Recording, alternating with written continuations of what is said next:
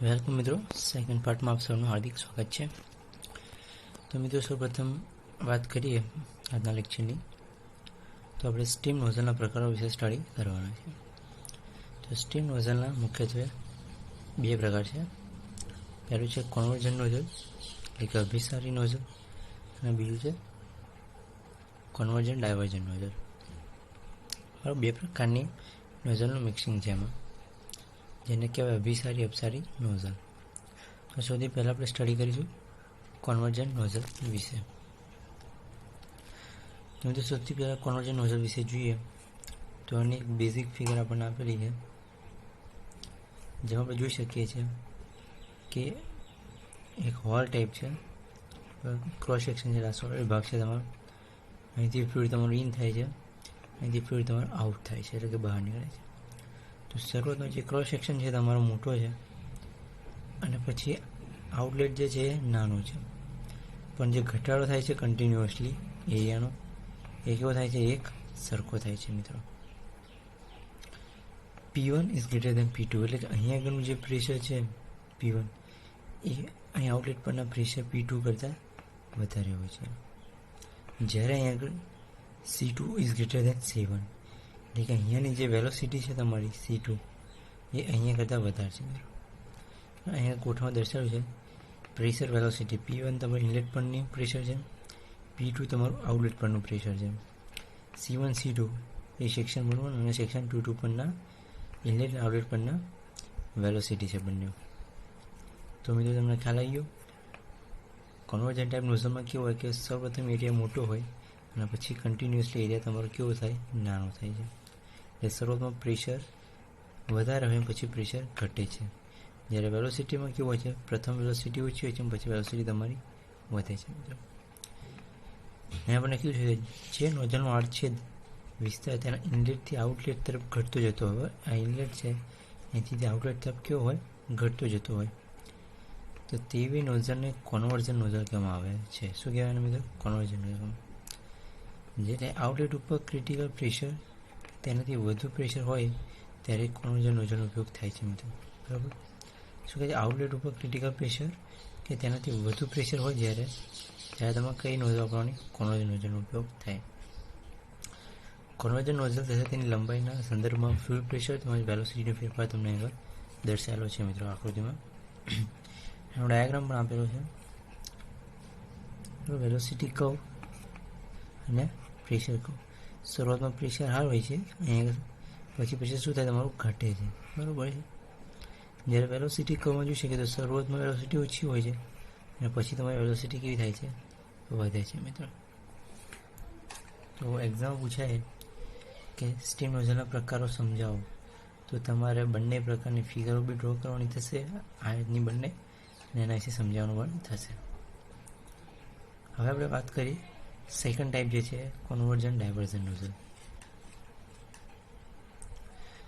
તો આ છે કન્વર્જન્ટ ડાયવર્જન્ટ નોઝલ, જેમાં આપણે જોઈ શકીએ છીએ કે શરૂઆતનો ભાગ સેમ આપણો કન્વર્જન્ટ નોઝલ છે એવો છે કે ભાઈ આ ભાગ છે મોટો છે પછી કન્ટિન્યુઅસલી નાનો થાય છે. પણ અહીંયાથી પાછળનો ભાગ બીજો એડ થાય છે કે જેમાં કન્ટિન્યુઅસલી પાછો એનો એરિયા કેવો થાય છે? વધે છે પાછો. અહીં વધે છે પછી પાછો ઘટે છે કન્ટિન્યુઅસલી, પછી પાછો કન્ટિન્યુઅસલી વધે છે મિત્રો. એટલા માટે એને શું કહેવામાં આવે છે? Convergent divergent nozzle. એટલે આગળનો ભાગ કન્વર્જન્ટ, પાછળનો ભાગ ડાયવર્જન્ટ, એટલે કન્વર્જન્ટ ડાયવર્જન્ટ નોઝલ. તેની અંદર જોઈએ તો પ્રેશર અને વેલોસિટી બંને વસ્તુ આપેલી છે. તો P1 એ તમારું ઇનલેટ પરનું પ્રેશર, એટલે કે અહીંયાનું. P2 એટલે કે થ્રોટ પરનું પ્રેશર, એટલે આ જે વચ્ચેનું એરિયા છે ને આપણે કહીશું થ્રોટ. અને P3 એટલે આઉટલેટ પરનું પ્રેશર, એટલે કે અહીંયાનું. તો અહીંયા સેક્શન ઉપર જોઈ શકો છો 1, આ 1 સેક્શન, 2 અને 3. સેમ રીતે વેલોસિટી છે તો C1 એટલે ઇનલેટ પરની વેલોસિટી, C2 એટલે થ્રોટ પરની વેલોસિટી, અને C3 એટલે આઉટલેટ પરની વેલોસિટી. અહીંયા આપણને કીધું છે કે P1 is greater than P2 is greater than P3. એટલે એનો મતલબ એવું છે કે P3 પર જે પ્રેશર છે એની કરતાં સૌથી વધારે પ્રેશર ક્યાં છે? તમારું P2 પર હશે. અને P2 કરતાં વધુ પ્રેશર ક્યાં છે? તમારું P1 ઉપર. એટલે ઇનલેટ આગળ સૌથી વધુ તો પ્રેશર હોય છે.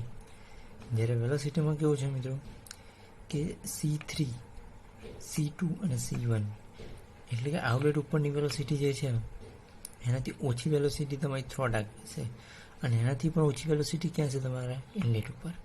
અને વેલોસિટીમાં ક્રમશઃ શું થાય છે, તમારો વધારો થાય છે, અને પ્રેશર જેમ જેમ આગળ જેમ શું થાય છે, તમારું ઘટતું જાય છે મિત્રો, અને વેલોસિટીમાં વધારો થાય છે.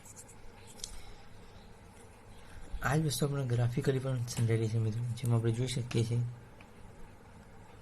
કે P1 છે પ્રેશર, આ તમારો થ્રોટનો એરિયા છે. તો પ્રેશર ધીમે ધીમે શું થાય છે, ઘટે છે, P1, P2 અને P3.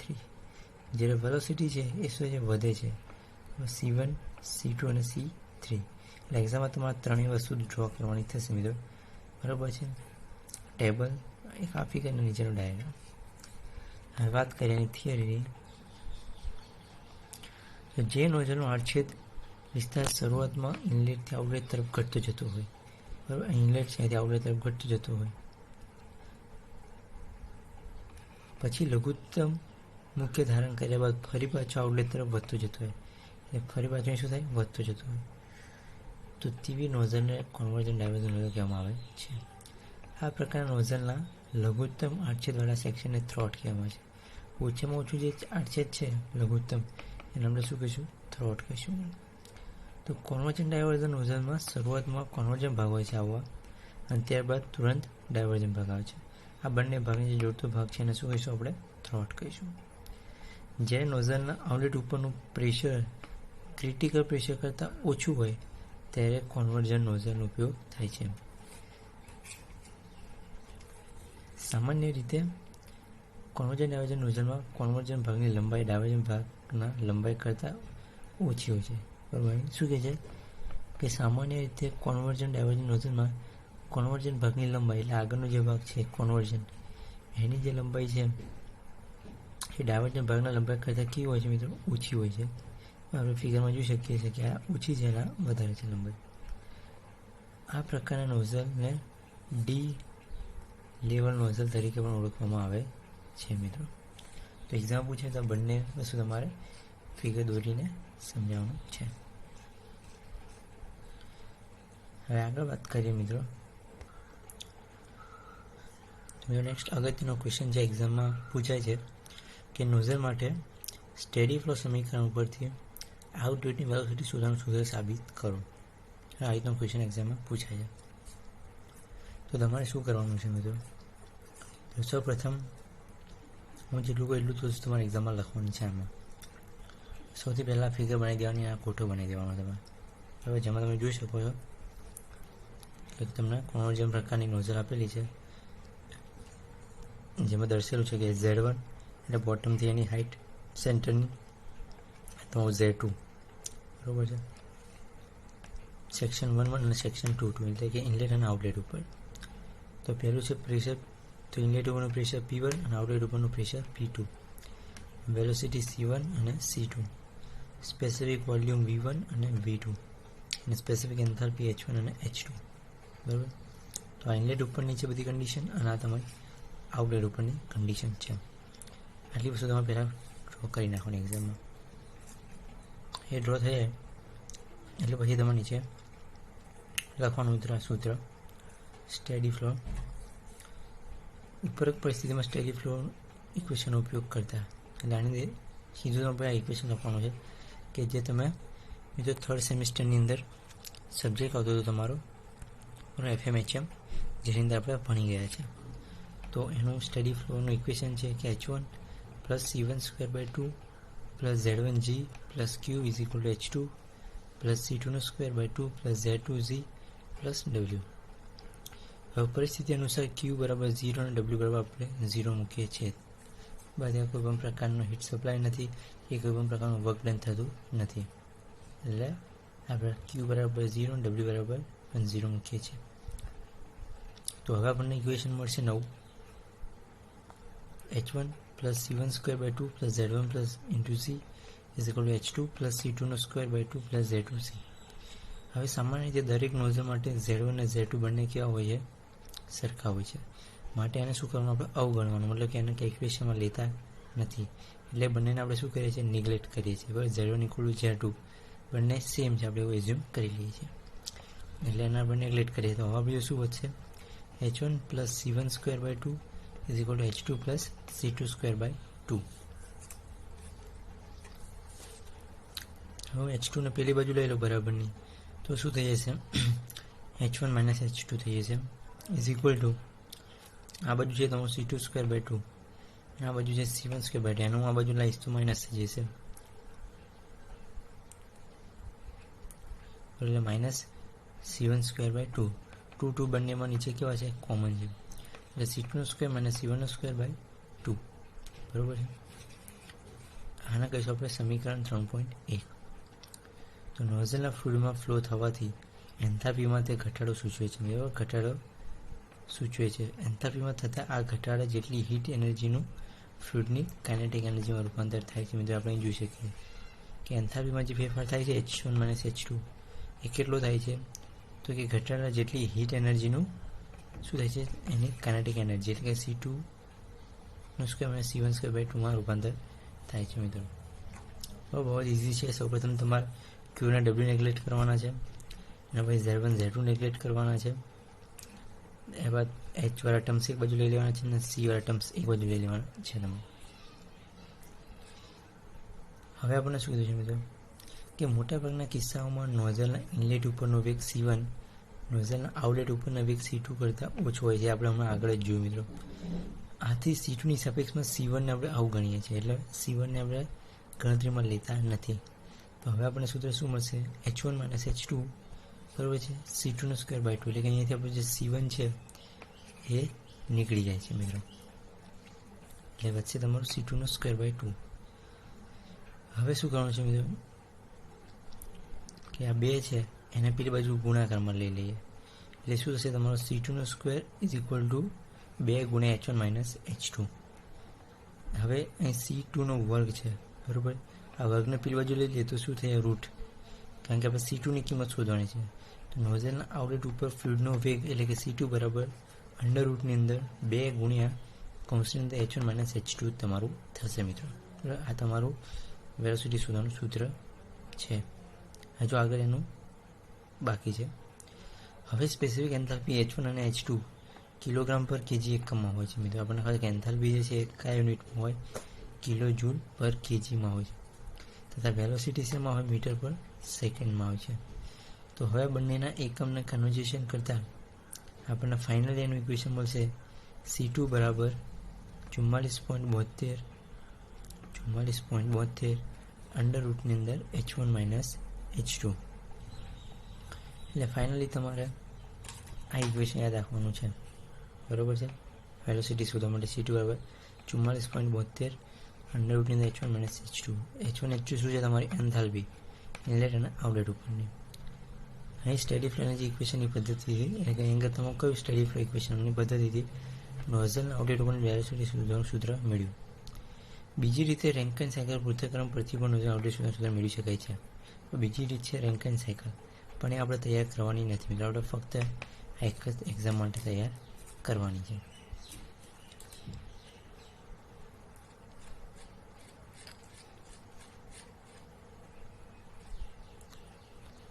હવે આપણને આપણા એક્ઝામ માટે કંઈ કામનું છે અને નોઝલમાં થતો માસ ફ્લો રેટ.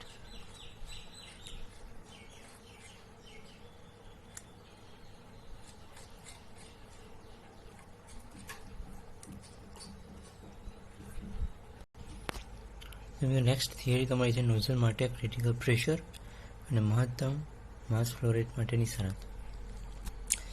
એક્ઝામ પૂછાતું નથી, પણ કદાચ જો પૂછાય તો એના માટે આપણે સિમ્પલી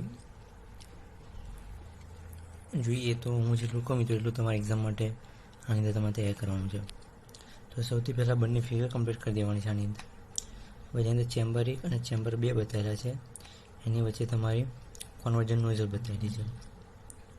અહીંયા 2 સેક્શન બતાવવાનું અને 2 ગ્રાફ છે તમારો mass flow rate versus pressure રેશિયોનો. બરાબર, તો એ તમે બનાવી દેવાનો છે કે પ્રેશર રેશિયો P2/P1 અને એ માસ ફ્લો રેટ આવશે. માસ ફ્લો રેટ ધીમે ધીમે વધતો બતાવવાનો, પછી સીધો કન્ટિન્યુઅસલી સ્ટેડી બતાવવાનો છે. અને વચ્ચે તમારે એંગલ 0.9 ઘટતો બતાવવાનો છે તમારો ક્રિટિકલ પ્રેશર રેશિયો. બરાબર છે. આ બી વસ્તુ તમારે ડ્રો કરી નાખવાનું. ત્યારબાદ નીચેના પરથી ખાલી લખવાનું છે આટલું કે આકૃતિ 3.6 એમાં દર્શાવ્યા મુજબ ચેમ્બર એ અને ચેમ્બર બીને કન્વર્જન નોઝલ દ્વારા જોડવામાં આવી છે. ચેમ્બર એમાં રહેલા ફ્લુઇડનું દબાણ P1 છે, જે ચેમ્બર બીમાં રહેલા ફ્લુઇડનું દબાણ P2 છે. આટલી વસ્તુ લખવાની છે. ત્યારબાદ સીધું તમારે લખવાનું છે વ્યાખ્યા. એટલે આ છેલ્લી લાસ્ટ લાઈન છે કે નોઝલ માટે આપેલા ઇનલેટ પ્રેશર P1ની સ્થિતિમાં જે મહત્તમ આઉટલેટ પ્રેશર P2 માટે નોઝલમાંથી પસાર થતો માસ ફ્લો રેટ મહત્તમ થાય તે પ્રેશર P2ને ક્રિટિકલ પ્રેશર કહેવામાં આવે છે. બરાબર, PC એટલે કે ક્રિટિકલ પ્રેશર કહેવામાં આવે છે. તમે જોઈ શકો છો કે અહીં માસ ફ્લો ધીમે ધીમે વધે છે અને એક લાઈન એવી છે કે જ્યાંથી સ્ટેડી થઈ જાય છે. તો એ જે લાઈન છે એને તમારો ક્રિટિકલ પ્રેશર રેશિયો કહેવામાં આવે છે. મિત્રો ખ્યાલ આવી ગયોની વ્યાખ્યા. નોઝલ માટે ઇનલેટ પરની P1 સ્થિતિએ મહત્તમ આઉટલેટ પ્રેશર P2 માટે નોઝલમાંથી પસાર થતો માસ ફ્લો રેટ તે પ્રેશર P2ને ક્રિટિકલ પ્રેશર કહેવામાં આવે છે. ત્યારબાદ એના પછી એક લાઈન લખવાની છે તમે જો કે ક્રિટિકલ પ્રેશર રેશિયોની કિંમતે માસ ફ્લો રેટ તમારો કેવો હોય છે? મહત્તમ હોય છે. આ એક ખાલી તમારે સેન્ટેન્સ લખવાનું છે કે ક્રિટિકલ પ્રેશર રેશિયોની કિંમતે માસ ફ્લો રેટ તમારો કેવો થાય છે? એ વખતે મહત્તમ થાય છે, મેક્સિમમ હોય છે વખતે માસ ફ્લો રેટ. પછી માસ ફ્લો રેટમાં કોઈ વધારો ઘટાડો થતો નથી. એ જગ્યાએ જે માસ ફ્લો રેટ મળે મિત્રો એ તમને કેવું મળે છે? મેક્સિમમ મળે છે. ત્યારબાદ આગળ વાત કરીએ તો નોઝલ માટે મહત્તમ માસ ફ્લો રેટ માટેની શરત આપી છે. તેમાં મિત્રો ખાલી તમારે એક ઇક્વેશન યાદ રાખી લેવાનું છે ખાલી, બસ બીજું કંઈ છે નહીં. કે માસ ફ્લો રેટ બરાબર A2/V1 મોટા કૌંસની અંદર રૂટની અંદર 2n/n-1 P1V1 કૌંસની અંદર y. બરાબર, આમાં પૂછવાનું નથી પણ ખાલી બોલે યાદ તમારે રાખી લેવાનું છે. ત્યારબાદ આગળ વાત કરીએ તો ઘર્ષણની અસર અને નોઝલની કાર્યદક્ષતા. તો આની અંદર 2-3 વ્યાખ્યા છે તમારે જોવાની મિત્રો. તો એ છે નોઝલની દક્ષતાની. એક્ઝામમાં કદાચ 2 માર્ક્સમાં પૂછાય કે નોઝલની એફિશિયન્સીની વ્યાખ્યા લખો. તો એમાં એ જે લખવાનું તમારે કે નોઝલમાંથી પસાર થતા ફ્લુઇડના વાસ્તવિક એન્થાલ્પી ડ્રોપ અને આઇસેન્ટ્રોપિક એન્થાલ્પી ડ્રોપના ગુણોત્તરની નોઝલની કાર્યદક્ષતા કહેવામાં આવે છે. બરાબર, તો નોઝલની કાર્યદક્ષતા બરાબર વાસ્તવિક હીટ ડ્રોપ એટલે કે એકચ્યુઅલ હીટ ડ્રોપ ભાગ્યા આઇસેન્ટ્રોપિક હીટ ડ્રોપ, એ બેના રેશિયોને આપણે કહીશું નોઝલ દક્ષતા. એટલે આ તમારે યાદ રાખવાની છે વ્યાખ્યા. જેમાં વાસ્તવિક એન્થાલ્પી બરાબર તમારું થશે H1 - H2, બરાબર, અને આઇસેન્ટ્રોપિક એન્થાલ્પી બરાબર થશે H1 - H2 ડેશ. તો નોઝલની કાર્યદક્ષતાનું સૂત્ર લખવું મિત્રો તો H1 - H2 એટલે કે વાસ્તવિક હીટ ડ્રોપ, નીચે આવશે તમારું H1 - H2 ડેશ એટલે આઇસેન્ટ્રોપિક હીટ ડ્રોપ.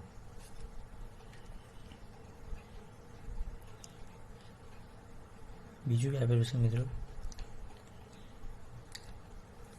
કે બીજા શબ્દોમાં કહીએ તો નોઝલની કાર્યદક્ષતાને નોઝલનું ઘર્ષણ સૂચકાંક એટલે કે coefficient of friction of nozzle પણ કહેવામાં આવે છે. અને બીજું નામ એટલે એને K તરીકે પણ દર્શાવવામાં આવે છે. એટલે K બરાબર H1 - H2 upon H1 - H2 dash કહેવામાં આવે છે.